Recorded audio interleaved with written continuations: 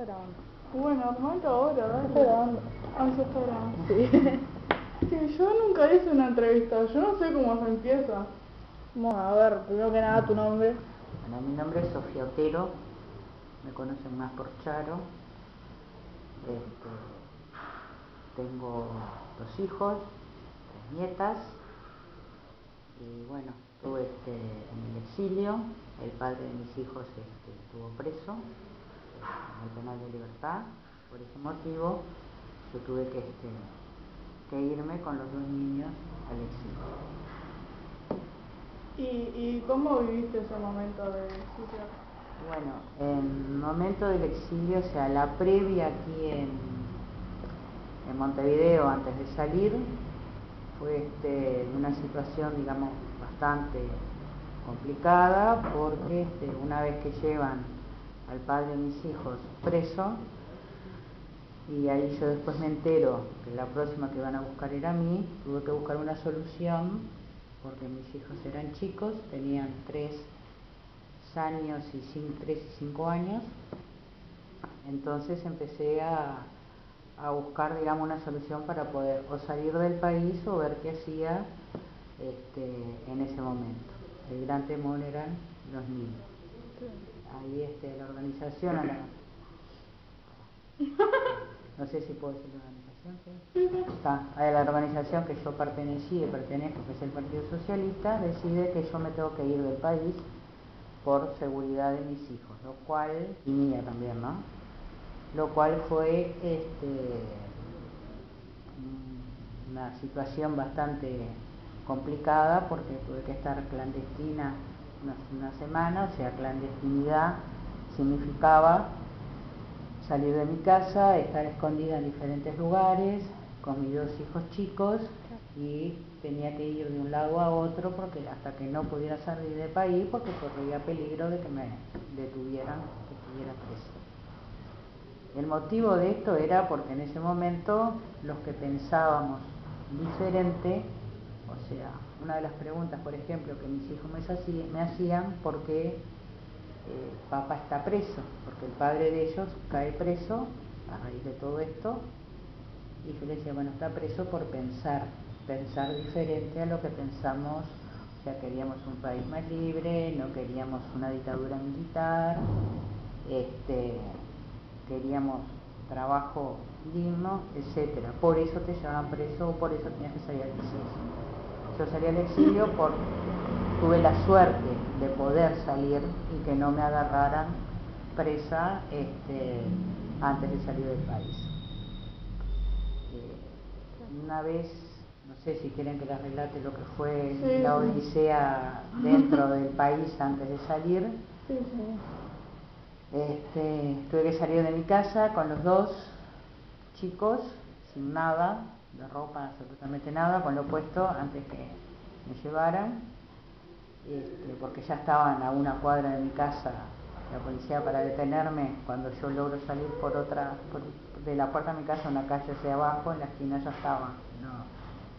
Y bueno, de ahí me recogió un familiar, ese familiar no me podía tener más, y bueno, y ahí fui buscando con amigos, con compañeros, dónde quedar. Y ahí estuve una semana con los 2 chiquitos de 3 y 5 años en diferentes lugares, escondida, pasando el día y la noche, ¿verdad? Pero bueno, ahí bueno, mis padres ahí colaboraron mucho, mis hermanas también, tratando de ir a vernos y alcanzarnos ropa, hasta que logramos salir del país, tener una oportunidad de salir del país, lo cual no fue fácil porque yo no tenía permiso del padre para sacar a los niños del país. El más chico, mi hijo más chico, no tenía documentos, no tenía cédula, y no era fácil, había que salir clandestinamente. Y bueno, un día se decide que salga, y ahí sí me piden de que los niños, posiblemente tuviera que salir en un camión con los niños tapados, que no podían hablar, no podían moverse. Era fácil, 3 y 5 años poder hacerlo. Y Bueno, al final logré salir por una compañía de ómnibus de línea, que era una fecha previa a un feriado, a un 19 de junio, aquí en Montevideo, en Uruguay. Y bueno, y ahí salí en un ómnibus de línea donde iba hacia la frontera y bueno, con los nenes dormidos, y en una hora, digamos, donde durmieran y eso, y bueno, y ahí logré pasar, no sé, digo, en el trayecto sí pararon el ómnibus, sí me estaban buscando y sí corrí con suerte. Los nenes estaban dormidos y cuando ya estaba resignada a decirles, bueno, soy yo, y entregarles mi documento a los militares que habían subido,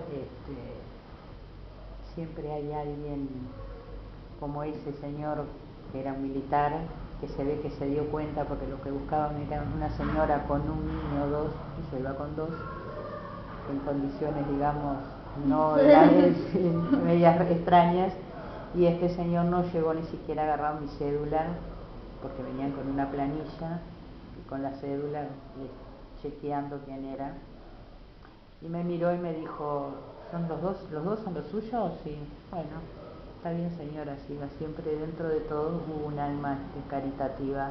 Totalmente. O sea, no todos los militares en sí, ni toda la policía son todos malos, ¿no? Sí. Hubo un acto realmente que yo hasta el día de hoy le agradezco, no sé quién era ese señor, ni nada. Si lo veo hoy creo que no lo reconocería, pero se lo estoy agradecido porque cambió, digamos, pude salir del país. Y bueno, llegué a la frontera, por el lado de Río Branco, estuve unos días ahí en Porto Alegre,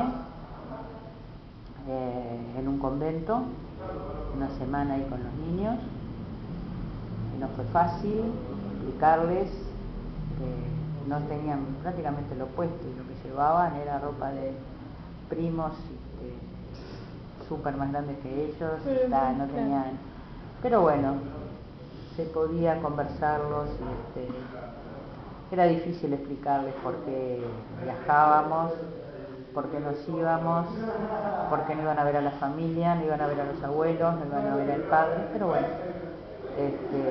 estuvimos una semana en ese convento en Porto Alegre, después fuimos a San Pablo y bueno, y ahí transcurrió, digamos, después ellos comenzaron, traté de estabilizarles la vida ahí lo más posible, yendo al colegio.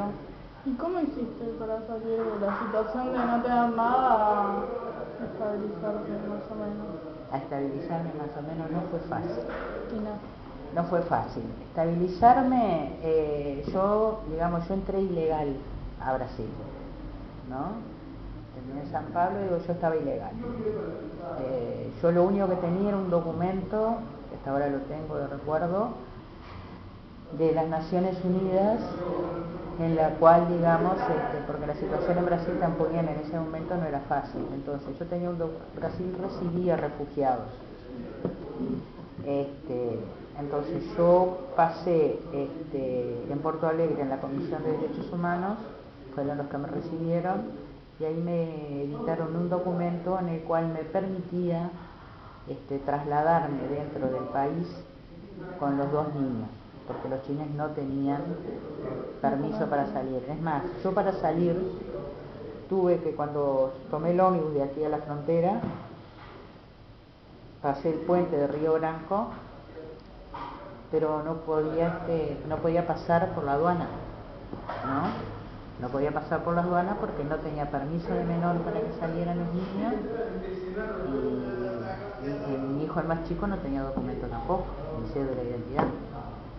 Entonces cuando tenía que cruzar, me senté con ellos, les hablé y les pedí que me dieran la mano, uno de cada lado, no abrieran la boca, no hablaran, calladitos. Íbamos a cruzar un puente largo, a caminar, y si alguien me paraba o preguntaba algo, ellos no tenían que hablar. 3 y 5 años, imagínense, ¿no? Sí, Para que entendieran sí. eso, Sí. pero lo entendieron. Los niños tienen como esa cuestión especial, digo, que en momentos difíciles Sí. lo entendieron. Y así cruzamos el puente, uno de cada lado de la mano mía. Cruzamos el puente, nadie nos paró y ahí pudimos pasar la frontera. Llegamos de esa manera. Y ahí me estaba esperando otra persona con los pasajes, porque no podía sacar yo los pasajes desde a Porto Alegre, o sea, para seguir introduciéndome en Brasil no podía sacar los pasajes porque no tenía los permisos de los niños. Había una persona que me estaba esperando con los pasajes, con los boletos del ómnibus, y bueno, y ahí pude llegar a Porto Alegre. Y después ahí, como se había retrasado 2 horas también, yo no conocía nada, pero bueno, no me estaban esperando, decía que tenía la dirección, me tomé el taxi, fui, llegué, y bueno, y ahí fue donde me llevaron a ese convento, donde estuvimos una semana, y salíamos de noche, que nos iban a buscar en un auto un poco de noche para sacar a los niños, y de la habitación ahí del convento, ya no podíamos salir porque durante el día era un colegio, y estábamos escondidos realmente. Sí. Y bueno, después después que me dieron esa carta documento de las Naciones Unidas, viajé a San Pablo, y bueno, en San Pablo me recibieron amigos. Estuve viviendo en San Vicente, una ciudad ahí, pasando San Pablo, que estaba cerca de la costa, y después volvimos a la capital de San Pablo. Ahí fue donde empezaron el colegio. Yo después ahí me presenté en la Cruz Roja, en las Naciones Unidas, adquirí el refugio, ¿no? Estaba como refugiada, por lo tanto era mi documento, y como responsable de mis hijos, de los 2 niños, ahí tenía el documento, digamos, podía movilizarme. Ahí fue más o menos con la ayuda de ellos, digamos, de las Naciones Unidas, que me pude estabilizar, y con la ayuda familiar también, ¿no? Que desde acá, desde Montevideo, mi familia me apoyó mucho y tuvo un buen papel. Y bueno, ahí viví más o menos 3 años en Brasil, y después tuve que irme porque en Brasil era un lugar, digamos, de paso, ¿no? Para los refugiados. Podían estar 3 meses y después seguir a otro país donde donde quedaban, digamos, definitivo para vivir como exiliados. O sea que Brasil te refugiaba y después te exiliaba a otro país. Bueno, yo de 3 meses pasé a 3 años, porque fui estirando, hasta que en un momento me llaman y me dicen, no corre más, te vienen, cada tanto venía un avión de Bélgica y llevaba a los refugiados, y yo no me quería ni ir a Bélgica, ni a Francia, ni a ningún lado, y bueno, hice gestiones, me fui a España, y después viví el resto ahí en España, hasta que regresé en el 84, regresé al país, digamos. Hay mucho detalle, mucha cosa más profunda, digo, que si ustedes de repente quieren, yo le estoy haciendo una síntesis así mínima, ¿no? Claro. Ustedes vean, piénsenlo, si tienen alguna pregunta. Yo sí. ¿Qué sentimiento te provoca hoy en día haber pasado todo eso? Mira, sentimiento que me provoca es, qué increíble, ¿no? Todo lo que un ser humano puede pasar y vivir, que a veces no estás preparado, y sin embargo cómo lo enfrentás de todas maneras, y más cuando tenés 2 hijos chicos, ¿no? Yo creo que un poco, hoy tengo 63 años, en ese momento tenía 30. Entonces uno lo vive de diferente forma, ¿no?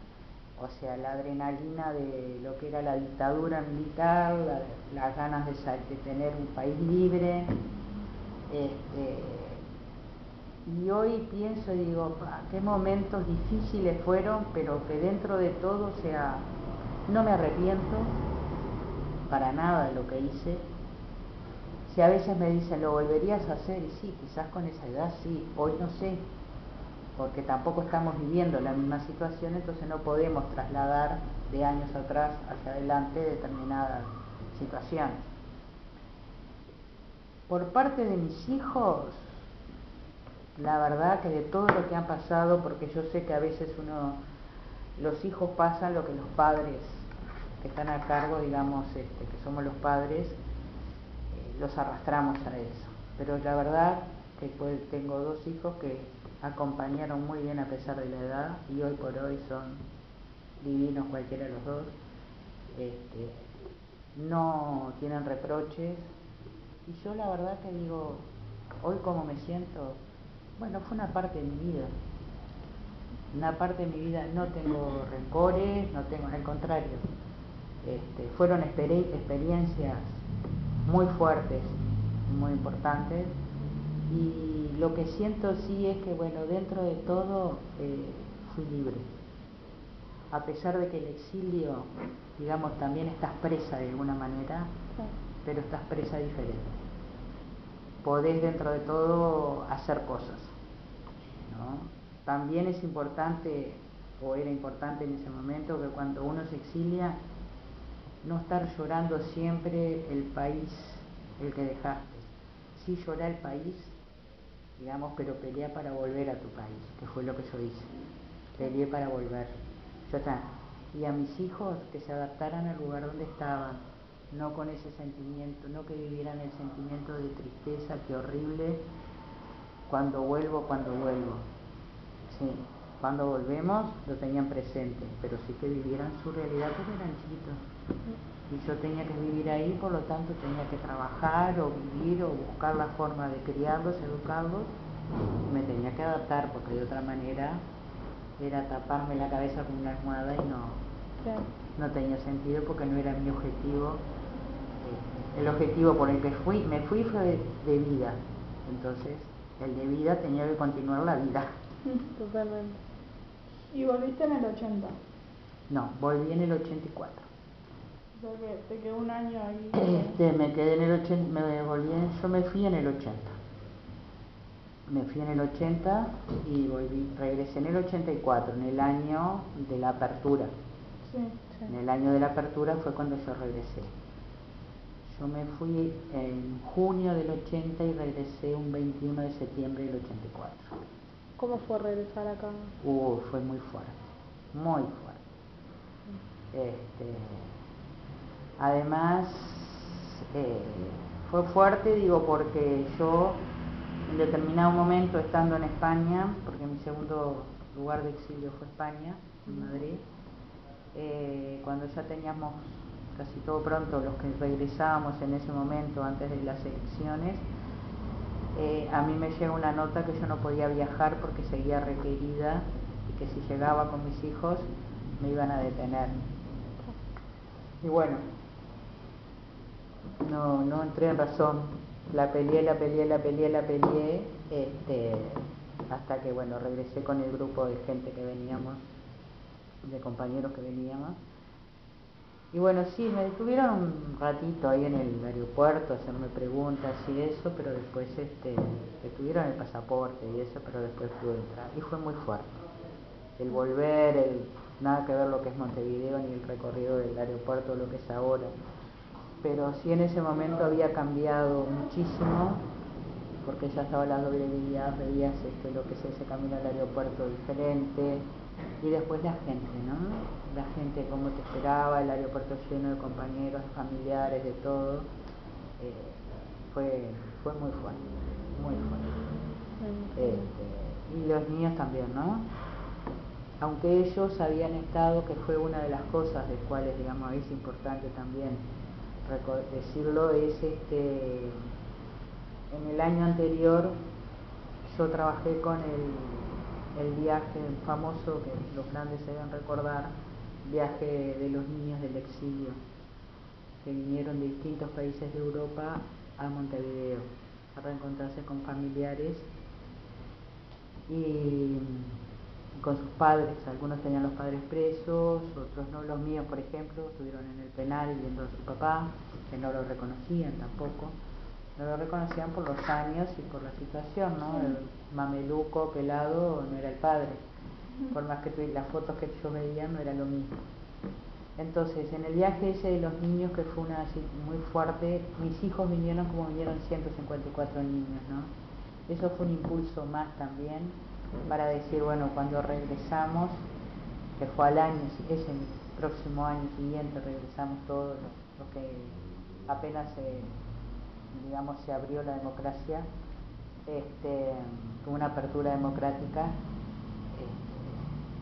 la avenida Recibimiento, el ver todo te parecía diferente, a pesar de que siempre tenías como ese miedo, ¿no? El miedo de que no te pasara nada. Claro. Inclusive cuando estabas en el exterior también, ¿no? Tenías ese miedo, el miedo a la persecución, el miedo a que te lleven, el miedo a que te... Eso cuesta mucho sacárselo, muchísimos años me costó sacar ese miedo dentro mío de que nadie te seguía, de que nadie te iba a agarrar y que no te iban a llevar o que no te iban a encapuchar. Eso me costó mucho. Vivís con... Sí. Vivís con miedos. Con miedo, Con es una miedos, cosa tiempo. difícil. Difícil de sacar, sí. Pero bueno, se puede. Con mucho cariño también del entorno se superan esas cosas. Y ahora si le preguntas a alguno de tus hijos si se acuerda de algo, ¿qué te dice? Por ejemplo, mi hija sí tiene recuerdos, se acuerda de algunas cosas. No habla mucho del tema. Mi hijo metió una coraza. Si a veces le pregunto, me dice, no me acuerdo, era chico. No me acuerdo, era chico. En grandes cosas hicieron evidentemente un bloqueo de esas situaciones, ¿no? Sí se acuerdan de repente que caminaron por el puente rápido. Se acuerdan que cuando ves eso, sí, ellos recuerdan. Cuando yo crucé el puente, la frontera de Montevideo, de Uruguay hacia Brasil, mientras esperaba que me fueran a buscar, que me dieran los pasajes, ya no sabía qué hacer realmente con dos niños chicos. Entonces, bueno, entramos en unos comercios, ¿no? Del lado de Brasil. Y bueno, se compraron un muñeco cada uno. La nena se compró una muñeca, ¿no? Con 4 caritas, que había en ese momento, una muñeca de plástico que ponía una cara sonriente, otra triste, otra, lo que sea, eran 4 caritas. Entonces ella las iba cambiando de acuerdo a su estado de ánimo. Y el varón se compró un trator, porque como sus abuelos vivían en una chacra, en una chacra, y él le encantaba y él adoraba estar con sus abuelos y en la chacra con sus abuelos, entonces él se compró un trator. Entonces ellos lo que se acuerdan es de cuando salimos de Uruguay, uno se compró la muñeca, el otro se compró un trator. Se acuerdan partes de lo que es la escuela, ¿no? Los colegios que fueron, pero no hablan demasiado de todo. No hablan demasiado de todo. Sí, por ejemplo, mi hijo estuvo en España hace unos años, haciendo una maestría por su carrera. Tuvo un año. Entonces yo le decía, estuvo en Madrid. Y yo a veces le comentaba, y él siempre decía, no me acuerdo, no sé, no me acuerdo. Antes de irse, ya grande, ¿no? Adulto, casado, se fue a hacer la maestría. Un día me llama de allá de Madrid y me dice, mamá, me dice, ¿cómo era la calle de la casa donde nosotros vivíamos? Entonces después me mandó fotos. Entonces ahí me dice, acá en la esquina estaba tal cosa, acá en la esquina donde me compraste la patineta, acá en la esquina era donde íbamos a comprar la merienda, acá. Entonces pues me pone, ¿viste cómo me acuerdo? Entonces digo, es esa cuestión de decir, quiero reconocer y no quiero, pero si estoy ahí, Claro. y bueno, sí, la que más se acuerda es mi hija. La que tiene, es más grande, ella tiene 37 años y mi hijo 34. tiene más recuerdos de de esos momentos. Él los debe tener, pero los tiene más bloqueados, no los debe querer decir. Como oprimido, es una etapa que Exactamente, la es una verdad etapa que no... no Pero está en bueno. ningún momento me han reprochado ni me dicen lo mal que pasé o no. Cuando se acuerdan de cosas, son cosas lindas, agradables. Ah, A ver, ¿tienes alguna pregunta? No sé, por ahora no. ¿eh? Que si me venga ahora no tengo ninguna pregunta. ¿Vos? No, yo tampoco. ¿Cómo fue reencontrarte con tu familia? Y bueno, fue muy fuerte y también adaptarse, ¿no? Había una situación complicada. El padre de mis hijos había estado detenido, estuvo preso todo ese tiempo. Yo si bien estuve en el exilio, pero estuve, digamos, afuera. Ese fue el mayor desafío, ¿no? El volver a estar juntos los cuatro. Los chiquilines eran chicos. El varón recién había cumplido los 3 años cuando dejó de verlo y la nena 5. Yo sí tenía más recuerdos, digo, ¿no? Porque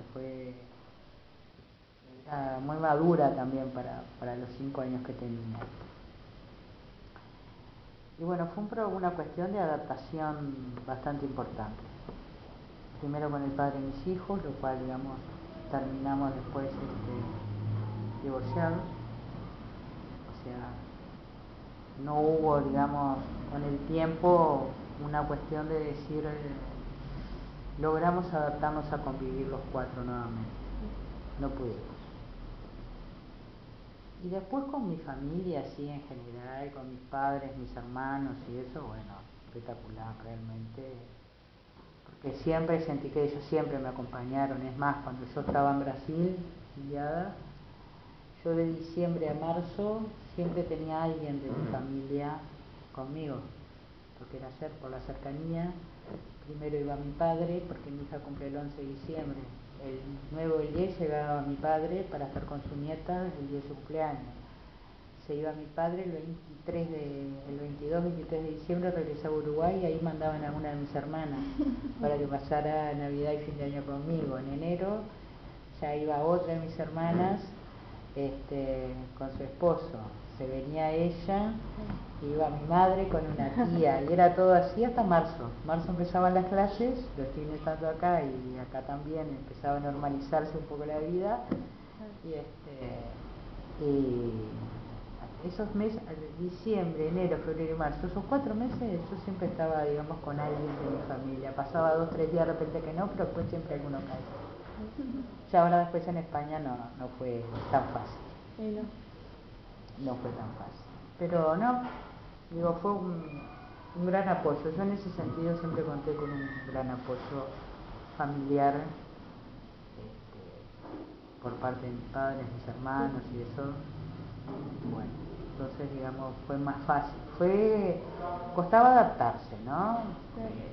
No fue tanto el tiempo que estuve afuera, pero era todo como muy extraño el volver y eso que les decía hoy, ¿no? El que ahora sí puedo caminar, ahora puedo salir, no me van a perseguir. Claro, no es lo mismo. No era lo mismo, ¿no? Costaba bastante adaptarse. Sí. Son ambientes diferentes. Llegar ya a otro país estando como que escondida, porque no te podías salir, no podías hacer nada. Exacto. Sí.